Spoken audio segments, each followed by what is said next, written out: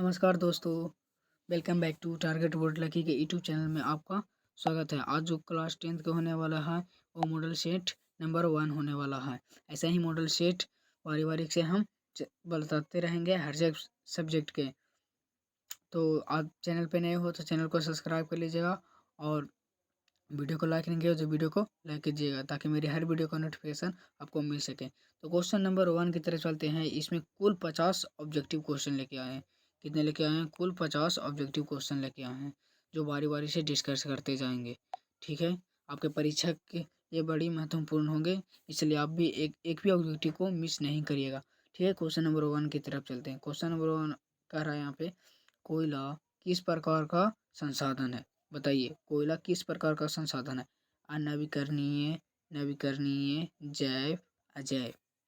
तो जो कोयला संसाधन है वो अनवीकरणीय है। कौन सा संसाधन है? अनवीकरणीय। ऑप्शन नंबर हमारा ए बिल्कुल सही आंसर हो जाएगा। क्वेश्चन नंबर 2 की तरफ चलते हैं। देखिए, क्वेश्चन नंबर 2 यहाँ पे कर, सौर ऊर्जा निम्नलिखित में से कौन सा संसाधन है? क्या पूछ रहा है? सौर ऊर्जा। सौर ऊर्जा निम्नलिखित से कौन सा संसाधन है? मानवकृत, पूर्ण पूर्ति, अजैव, अचक्रीय। तो जो सौर ऊर्जा है वो पुनः पूर्तियोगी संसाधन है। कौन है? पुनः पूर्तियोगी संसाधन है। इसका सही आंसर हो जाएगा ऑप्शन नंबर हमारा भी बिल्कुल सही आंसर हो जाएगा। क्वेश्चन नंबर 3 की तरफ चलते हैं। तट रेखा से कितना किलोमीटर क्षेत्र की सीमा अपवर्जक आर्थिक क्षेत्र कहलाते हैं? जो बताइए, जो तट रेखा से कितना किलोमीटर क्षेत्र की सीमा के अपवर्जक के आर्थिक क्षेत्र के कहलाते हैं? 100 किलोमीटर, 200 किलोमीटर, 150 किलोमीटर, 250 किलोमीटर। बताइए। तो इसका सही आंसर हो जाएगा ऑप्शन नंबर हमारा बी बिल्कुल सही आंसर हो जाएगा। कितना होगा? 200 किलोमीटर। ऑप्शन नंबर हमारा बी बिल्कुल सही आंसर हो जाएगा। क्वेश्चन नंबर 4 की तरफ चलते हैं। क्वेश्चन नंबर 4 यहाँ पे कर रहा है, डाकू की अर्थव्यवस्था का संबंध है। जो डाकू की अर्थव्यवस्था का संबंध है किससे है? संसाधन के संग्रहण से, या संसाधन के विदोहन से, या संसाधन के नियोजित दोहन से? इनमें से कोई नहीं है। बताइए। तो जो डाकू की अर्थव्यवस्था का संबंध था वो संसाधन के विदोहन से। किससे था? संसाधन के विदोहन से। ऑप्शन नंबर हमारा बी बिल्कुल सही आंसर हो जाएगा। क्वेश्चन नंबर 5 की तरफ चलते हैं। 5 यहाँ पे कह रहा है कि समुद्रीय क्षेत्र में राजनीतिक सीमा के कितने किलोमीटर क्षेत्र तक संपदा निहित है? बताइए। जो समुद्री क्षेत्र में है राजनीतिक सीमा का कितना किलोमीटर क्षेत्र तक संपदा है? कितना मतलब कि है? तो 10.2 किलोमीटर, ए, बी 15.5 किलोमीटर, सी 12.2 किलोमीटर और डी 19.2 किलोमीटर। तो जो समुद्री क्षेत्र से नदी की सीमा के तक है वो है 15.5 किलोमीटर। क्लियर है यहाँ तक ला? ऑप्शन नंबर हमारा भी बिल्कुल सही आंसर हो जाएगा। ऐसा ही वीडियो देखने के लिए हमारे यूट्यूब चैनल को सब्सक्राइब कर लीजिएगा। अगर वीडियो अच्छा लग रहा होगा तो वीडियो को लाइक कीजिएगा ताकि हम भी एक लाइक से मोटिवेट होते हैं। और चैनल पे नए हो तो चैनल को सब्सक्राइब कर लीजिएगा क्योंकि हर वीडियो का नोटिफिकेशन आपको मिल सके। क्वेश्चन नंबर 6 की तरफ चलते हैं। क्वेश्चन नंबर 6 यहाँ पे कह रहा है कि पेट्रोलियम किस प्रकार का संसाधन है? बताइए, पेट्रोलियम किस प्रकार का संसाधन है? नवीकरणीय, नवीकरणीय, अजैव, अजैव, जैव, अजैव।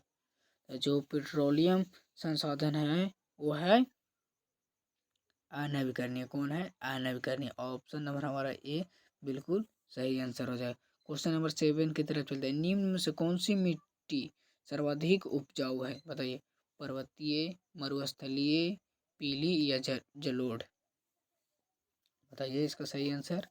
तो देखिए, इसका जो मिट्टी का सर्वाधिक उपजाऊ होगा वो जलोढ़ मिट्टी में होगा। किस में होगा? जलोढ़ मिट्टी में होगा। ऑप्शन नंबर हमारा डी बिल्कुल सही आंसर हो जाएगा। ठीक है, क्वेश्चन नंबर 8 की तरफ चलते हैं। क्वेश्चन नंबर 8 यहाँ पे कह रहा है कि काली मिट्टी का दूसरा नाम क्या है? बताइए। काली मिट्टी का दूसरा नाम क्या है? देखिए, 11 में भी पूछा गया है, या 13 में पूछा गया, 15 में या 17 में भी पूछा गया। जो काली मिट्टी का दूसरा नाम होता है वो रेगुर मिट्टी होता है। क्या होता है? रेगुर मिट्टी होता है। सही है। क्वेश्चन नंबर 9 की तरफ चलते हैं। मरुस्थलीय मृदा का विस्तार निम्न में से कहाँ से किया गया था? बताइए, उत्तर प्रदेश से या राजस्थान से या कर्नाटक से या महाराष्ट्र से? तो जो मरुस्थलीय मृदा का विस्तार किया गया था वो राजस्थान से किया गया था। कहाँ से किया था? राजस्थान से। ऑप्शन नंबर हमारा बी बिल्कुल सही आंसर हो जाएगा। क्वेश्चन नंबर 10 की तरफ चलते हैं। देखिए यहाँ पे 10 कह रहा है कि सोपानी कृषि किस राज्य में प्रचलित है? जो सोपानी कृषि किस राज्य में प्रचलित है? बिहार का मैदानी क्षेत्र, उत्तराखंड, हरियाणा, पंजाब। तो जो सोपानी कृषि जो प्रचलित था वो उत्तराखंड में राज्य में प्रचलित था। ऑप्शन नंबर हमारा बी बिल्कुल सही आंसर हो जाएगा। क्वेश्चन नंबर सी है, पंजाब में भूमि निम्न करने का मुख्य कारण क्या है? वनोन्मूलन, अति पशुचारण, अधिक सिंचाई या गहन खेती? तो जो पंजाब में भूमि का निम्नीकरण मुख्य कारण था वो अधिक सिंचाई था। क्या था? अधिक सिंचाई। ऑप्शन नंबर हमारा सी बिल्कुल सही आंसर हो जाएगा। क्वेश्चन नंबर 12 की तरफ चलते हैं। देखिए यहाँ पे क्वेश्चन नंबर 12 कह रहा है कि कौन सी मिट्टी कपास खेती के लिए सर्वोत्तम मानी जाती है? कौन सी मिट्टी इनमें से है जो कपास के लिए खेती के लिए सर्वोत्तम मानी जाती है? लाल, जलोढ़, काली, पर्वतीय। तो हो जाएगा हमारा काली। जो काली मिट्टी है वो कपास के लिए सर्वोत्तम मानी जाती है। ऑप्शन हमारा सी बिल्कुल सही आंसर हो जाएगा। क्वेश्चन नंबर 13 लिख चलते हैं। भारत में लगभग कितने करोड़ हेक्टेयर भूमि का क्षरण हो चुका है? 15 crore hectare, 20 crore hectare, 13 crore hectare, 18 crore hectare. तो जो भारत में जो भूमि का क्षरण हो चुका था वो 13 करोड़ हेक्टेयर। कितना हो चुका था? 13 करोड़ हेक्टेयर। ऑप्शन नंबर हमारा सी बिल्कुल सही आंसर हो जाएगा। क्वेश्चन नंबर 14 की तरफ चलते हैं। देखिए 14 यहाँ पे कह रहा है, मेढक में प्रजनन का नष्ट करने वाला रसायन कौन है? मेढक का जो प्रजनन को नष्ट कर देता है और रसायन कौन सा है? तो आपको पता ही होगा कि एंड्रीन होगा। कौन होगा? एंड्रीन होगा। ऑप्शन नंबर हमारा सी बिल्कुल सही आंसर हो जाएगा। क्वेश्चन नंबर 15 की तरफ चलते हैं। देखिए क्वेश्चन नंबर 15 यहाँ पे कह रहा है कि देश के बांधों को किसने भारत का मंदिर कहा था? जो देश का बांधो है उसके भारत का मंदिर किसने कहा था? तो वो कहा था हमारा स्वामी विवेकानंद ने। कौन कहा था? सॉरी, वो कहा था पंडित नेहरू ने। वो कहा था, कौन कहा था? पंडित जवाहरलाल नेहरू ने। ऑप्शन नंबर हमारा डी बिल्कुल सही आंसर हो जाएगा। क्वेश्चन नंबर आगे की तरफ चलते हैं 16 की तरफ। देखिएगा क्वेश्चन नंबर 16 कह रहा है कि कुल जल का कितना प्रतिशत भाग महासागरों में निहित है? 96%, 95%, 96.6%, 95.5%। तो जो महासागरों में जल निहित है वो 95.5% निहित है। ऑप्शन नंबर हमारा डी बिल्कुल सही आंसर हो जाएगा। क्वेश्चन नंबर 17 की तरफ चलते हैं कि बृहद क्षेत्र में जल की उपस्थिति के कारण ही पृथ्वी को क्या कहते हैं या कहते हैं? उजला ग्रह कहते हैं या नीला ग्रह या हरा ग्रह या लाल ग्रह? बताइए। तो उसको क्या कहते हैं? हमें नीला ग्रह कहते हैं। ऑप्शन नंबर हमारा बी बिल्कुल सही आंसर हो जाएगा। अगर वीडियो आपको अच्छा लग रहा होगा तो वीडियो को लाइक कीजिएगा और चैनल पे अभी आप जुड़े हैं तो चैनल को सब्सक्राइब कर लीजिएगा और दोस्तों के पास ज़रूर शेयर कीजिएगा और नोटिफिकेशन को ऑल पे क्लिक लीजिएगा ताकि मेरी हर वीडियो का नोटिफिकेशन आपको मिल सके। क्वेश्चन नंबर 18 की तरफ चलते हैं। देखिए क्वेश्चन नंबर यहाँ पे 18 कह रहा है कि बिहार में अति जल दोहन किस तत्व का संग्रहण बढ़ा? फ्लोराइड, क्लोराइड, आर्सेनिक, लौ। तो बढ़ा आर्सेनिक से। किससे बढ़ा? आर्सेनिक से। ऑप्शन नंबर हमारा सी बिल्कुल सही हो जाएगा। अब यहाँ पे देखिए क्वेश्चन नंबर 19 यहाँ भी आई है। जो प्राणियों के शरीर में कितना प्रतिशत जल की मात्रा निहित होती है? जो प्राणियों के शरीर में कितना प्रतिशत जल की मात्रा निहित होती है? 55%, 60%, 65% और 70%। तो जो प्राणियों के शरीर में जल निहित होती है वो 65% होती है। कितना होती है? 65%। ऑप्शन नंबर हमारा सी बिल्कुल सही आंसर हो जाएगा। तो देखिए क्वेश्चन नंबर 20 यहाँ पे कह रहा है विश्व की कितनी प्रतिशत जनसंख्या भारत में निवास करती है? जो भारत में मतलब बसती है तो वो बसती है 16%। कितनी प्रतिशत? 16% भारत में निवास करती है। क्वेश्चन नंबर 21 की तरफ चलते हैं। तो क्वेश्चन नंबर 21, निम्न में से कौन सा बिहार का प्रमुख नदी घाटी परियोजना है? दामोदर नदी घाटी, भांखड़ा नागर नदी घाटी, रिहंद नदी घाटी, सोन नदी घाटी। तो जो बिहार में प्रमुख नदी घाटी है वो है सोन नदी घाटी। कौन है? सोन नदी घाटी। ऑप्शन नंबर हमारा डी बिल्कुल सही आंसर हो जाएगा। भारत में 2001 में कितने प्रतिशत भौगोलिक क्षेत्र में वन का विस्तारण किया गया था? तो वो किया गया था 19.27% वन का क्षेत्र में विस्तार किया गया था। ऑप्शन हमारा बी बिल्कुल सही आंसर हो जाएगा। क्वेश्चन नंबर 23 की चलत 3 की तरफ चलते हैं। क्वेश्चन नंबर 3 कह रहा क्वेश्चन नंबर 23 कह रहा है कि वनस्पति रिपोर्ट 2005 के अनुसार भारत में किस वन का विस्तार किया गया था? तो वह किया गया था 20.6% भौगोलिक क्षेत्र में। किस क्षेत्र में? 20.6 भौगोलिक क्षेत्र में किया गया था। ऑप्शन नंबर हमारा ए बिल्कुल सही आंसर हो जाएगा। क्वेश्चन नंबर 24 की तरफ चलते हैं। क्वेश्चन नंबर 24 कह रहा है कि बिहार में कितने प्रतिशत भौगोलिक क्षेत्र में वन का फैलाव है? बताइए। 7.1, 19.5, 5.5, 10.5। तो जो बिहार में वन का फैलाव है वो 7.15% वन का फैलाव है। क्वेश्चन नंबर 25 की तरफ चलते हैं। पूर्वोत्तर राज्यों के 188 आदिवासियों जिलों में देश में कुल क्षेत्र का कितना प्रतिशत वन है? 75%, 80.05, 90.03, 16.11। तो वो है 16.11। ऑप्शन हमारा डी बिल्कुल सही आंसर हो जाएगा। अभी तक वीडियो को आप लाइक नहीं किए तो वीडियो को लाइक कीजिएगा और चैनल पर नए हो तो प्लीज़ अभी चैनल को सब्सक्राइब कर लीजिएगा ताकि मेरी हर वीडियो का नोटिफिकेशन आपको मिल सके। क्वेश्चन नंबर 26 कहते हैं भारत के किस राज्य में वन का सबसे अधिक विस्तार है? केरल में, कर्नाटक में, मध्य प्रदेश में, उत्तर प्रदेश में। तो जो वन का सर्वाधिक विस्तार है वो मध्य प्रदेश में। कहाँ है? मध्य प्रदेश में। ऑप्शन हमारा सी बिल्कुल सही आंसर हो जाएगा। क्वेश्चन नंबर 27 की तरफ चलते हैं। वन संरक्षण एवं प्रबंधन की दृष्टि से वनों का वर्गीकृत किया गया है 4 वर्गों में, 3 वर्गों में, 5 वर्गों में, इनमें से कोई नहीं। तो किया गया है 3 वर्गों में। ऑप्शन हमारा बी बिल्कुल सही आंसर हो जाएगा। क्वेश्चन नंबर 28 की तरफ चलते हैं। देखिए क्वेश्चन नंबर 28 कह रहा है कि 1951 से 1980 तक लगभग कितना वर्ग किलोमीटर वन क्षेत्र में कृषि भूमि परिवर्तित हुआ है?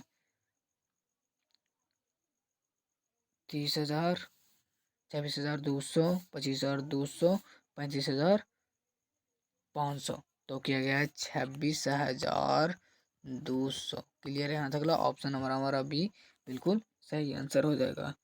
FAO की वार्षिक रिपोर्ट के अनुसार 1948 के विश्व के कितने हेक्टेयर भूमि वन का विस्तार था? 6 अरब हेक्टेयर, 4 अरब हेक्टेयर, 8 अरब हेक्टेयर और 5 अरब हेक्टेयर। तो वो था 4 अरब हेक्टेयर। कितना था? 4 अरब हेक्टेयर था। ऑप्शन हमारा बी बिल्कुल सही आंसर हो जाएगा। क्वेश्चन नंबर 30 की तरफ चलते हैं। देखिए क्वेश्चन नंबर 30 कितना आसान बोल रहा है कि भारत का राष्ट्रीय पंछी क्या है? तो देखिए मयूर भी है, वहाँ पे लिखा रहेगा मोर भी। क्या मोर भी रह सकता है, मयूर भी रह सकता है। आप दोनों को भी मार सकते हैं। मयूर की जगह पर मोर भी डाल देगा, नहीं तो मोर की जगह पर मयूर डाल दिया। तो भारत का राष्ट्रीय पंछी मयूर है, अभी मोर भी है। ठीक है। चरक का संबंध किस देश से था? बताइए। जो चरक का संबंध था वो किस देश से था? वो भारत से था। किससे था? भारत से। ऑप्शन नंबर हमारा सी बिल्कुल सही आंसर हो जाएगा। क्वेश्चन नंबर 32 लेके चलते हैं। टेक्सोल का उपयोग होता है, बताइए, मलेरिया में, एड्स में, कैंसर में, टीबी के लिए। तो बताइए जो टेक्सोल का उपयोग किया जाता है वो कैंसर में। किसमें? कैंसर में। ऑप्शन हमारा सी बिल्कुल सही आंसर हो जाएगा। क्वेश्चन नंबर 33 लेके चलते हैं। विश्व पर्यावरण दिवस कब मनाया जाता है? ये तो सबको लोग को पता ही होगा कि विश्व पर्यावरण दिवस कब मनाया जाता है, और 5 जून को मनाया जाता है। ऑप्शन नंबर हमारा ए बिल्कुल सही आंसर हो जाएगा। क्वेश्चन नंबर 34 तक चलते हैं। संविधान के धारा 21 का संबंध है वन जीवों तथा प्राकृतिक संसाधनों का संरक्षण से, मृदा संरक्षण से, जल संसाधन संरक्षण से, खनिज संपदान संरक्षण से। जो संविधान द्वारा 21 का संबंध था वो था वन जीव तथा प्राकृतिक संसाधन के संरक्षण से। ऑप्शन नंबर हमारा ए बिल्कुल सही आंसर हो जाएगा। क्वेश्चन नंबर आगे की तरफ चलते हैं, 35 की तरफ चलते हैं। देखिए, प्राकृतिक संसाधन के संरक्षण हेतु 1968 में कौन सा कन्वेंशन हुआ था? अफ्रीकी कन्वेंशन, वेटलैंड्स कन्वेंशन, विश्व आपदा कन्वेंशन, इनमें से कोई नहीं। तो हुआ था कन्वेंशन अफ्रीकी कन्वेंशन। कौन होता? अफ्रीकी कन्वेंशन। ऑप्शन नंबर हमारा ए बिल्कुल सही आंसर यहाँ हो जाएगा। क्वेश्चन नंबर 36 की तरफ चलते हैं। इनमें से कौन सा जीव जो केवल भारत में ही पाया जाता है, मगरमच्छ, डॉल्फिन, व्हेल, कछुआ, तो जो भारत में पाया जाता है वो डॉल्फिन पाया जाता है। तो सब लोग का ही पता होगा कि डॉल्फिन भारत में ही पाया जाता है। ऑप्शन नंबर हमारा बी बिल्कुल सही आंसर होगा। अगर आपको वीडियो में कहीं भी आपको कोई भी डाउट हो या दिक्कत हो तो हमारे कमेंट बॉक्स आपके लिए खाली है, वहाँ पे आप डाउट क्लियर कर सकते हैं। नहीं तो हमारे डिस्क्रिप्शन में टेलीग्राम का लिंक है, वहाँ से आप टेलीग्राम ज्वाइन हो सकते हैं, व्हाट्सएप ग्रुप ज्वाइन हो सकते हैं। क्लियर है यहाँ तकला? क्वेश्चन नंबर आगे की तरफ चलते हैं 37 की तरफ। 37 यहाँ पे कह रहा है कि किस खनिज का उद्योग की जननी माना गया है? मैग्नीज को, बॉक्साइट को, लोहा को, सोना को। बताइए किस खनिज को उद्योग की जननी माना गया है? तो माना गया है लोहा को। किसको माना गया है? लोहा को। ऑप्शन हमारा सी बिल्कुल सही आंसर हो जाएगा। निम्न में से कौन सा लोहा का ऐसा एक प्रकार का है? बिटुमिन्स, थ्रासाइनाइट, हेमेटाइट, इनमें से कोई नहीं। तो वो है हेमेटाइट। ऑप्शन हमारा सी बिल्कुल सही आंसर हो जाएगा। क्वेश्चन नंबर 39 की तरफ चलते हैं। भारत का सबसे बड़ा लौह अयस्क उत्पादक राज्य कौन सा है? कर्नाटक, झारखंड, गोवा, उड़ीसा। वो है हमारा कर्नाटक। ऑप्शन हमारा ए बिल्कुल सही आंसर हो जाएगा। 14 क्वेश्चन नंबर 14 की तरफ चलते हैं। क्वेश्चन नंबर 14 यहाँ पे कह रहा है कि भारत में लगभग कितने खनिज पाए जाते हैं? बताइए जो भारत में लगभग कितने खनिज पाए जाते हैं? 50, 200, 100, 150। तो जो भारत में खनिज पाए जाते हैं वो 100 पाए जाते हैं। ऑप्शन नंबर हमारा सी बिल्कुल सही आंसर हो जाएगा। क्वेश्चन नंबर 41 की तरफ चलते हैं। इनमें से कौन सा लौह युक्त खनिज का उदाहरण है? चूना पत्थर, अभ्रक, मैग्नीज, बॉक्साइट। तो जो लौह युक्त खनिज का उदाहरण है वो मैग्नीज है। ऑप्शन हमारा सी बिल्कुल सही आंसर हो जाएगा। क्वेश्चन नंबर 12 की तरफ क्वेश्चन नंबर 42 की तरफ चलते हैं। कह रहा है यहाँ पे 42 इनमें से कौन सा अधात्विक खनिज का उदाहरण है? सोना, चांदी, टीन, अभ्रक। तो वह है हमारा अभ्रक। ऑप्शन हमारा डी बिल्कुल सही आंसर हो जाएगा। क्वेश्चन नंबर 43 की तरफ चलते हैं। छत्तीसगढ़ भारत का कितना प्रतिशत लौह अयस्क उत्पादक करता है? 10, 20, 30, 40। जो छत्तीसगढ़ में भारत का कितना प्रतिशत लौह अयस्क का उत्पादन करता है? वो करता है 20। कितना करता है? 20। ऑप्शन हमारा बी बिल्कुल सही आंसर हो जाएगा। क्वेश्चन नंबर 44 की तरफ चलते हैं। मैग्नीज उत्पादन में भारत का विश्व में कौन सा स्थान है? प्रथम, द्वितीय, तृतीय, चतुर्थ। तो वो जो वो है वो तृतीय है। कौन है? तृतीय। ऑप्शन हमारा सी बिल्कुल सही आंसर है। क्वेश्चन नंबर 45 की तरफ चलते हैं। एकदम 45 यहाँ पे कह रहा है 1 टन इस्पात बनाने में कितने मैग्नीज का उपयोग होता है? बताइए 1 टन इस्पात बनाने में कितने मैग्नीज का उपयोग होता है? तो होता है 10 किलोग्राम का। कितने का होता है? 10 किलोग्राम का। ऑप्शन हमारा बी बिल्कुल सही आंसर हो जाएगा। क्वेश्चन नंबर 46 की तरफ चलते हैं। उड़ीसा किस खनिज का सबसे बड़ा उत्पादक है? वो है मैग्नीज का। ऑप्शन हमारा बी बिल्कुल सही आंसर हो जाएगा। क्वेश्चन नंबर 47 की तरफ चलते हैं। एल्युमिनियम बनाने के लिए किस खनिज का आवश्यकता पड़ती है? तो आप लोग सभी को हम पता होगा कि बॉक्साइट की आवश्यकता पड़ती है। ऑप्शन हमारा डी बिल्कुल राइट आंसर हो जाएगा। क्वेश्चन नंबर 48 की तरफ चलते हैं कि देश में तांबा का कुल भंडार कितना है? 100 crore tonne, 125 crore tonne, 150 crore tonne, 175 crore tonne. तो वो है 125 करोड़ टन। ऑप्शन हमारा भी बिल्कुल सही आंसर हो जाएगा। क्वेश्चन नंबर 49 की तरफ चलते हैं। बिहार झारखंड में देश में कितना प्रतिशत अभ्रक का उत्पाद होता है? तो वो होता है 80%। कितना? 80% होता है। सीमेंट उद्योग का सबसे प्रमुख कच्ची माल क्या है? चूना पत्थर, बॉक्साइट, ग्रेनाइट और लोहा। तो वो है चूना पत्थर। क्या है? चूना पत्थर। Option number A. आज का वीडियो यहीं तक एंड करते हैं, क्योंकि आप अगले नेक्स्ट वीडियो में मिलने वाले हैं। सब्जेक्टिव क्वेश्चन लेके आएंगे। अगर वीडियो अच्छा लगा तो वीडियो को लाइक कीजिएगा और चैनल पे नए हो तो चैनल को सब्सक्राइब कर लीजिएगा। जय हिंद।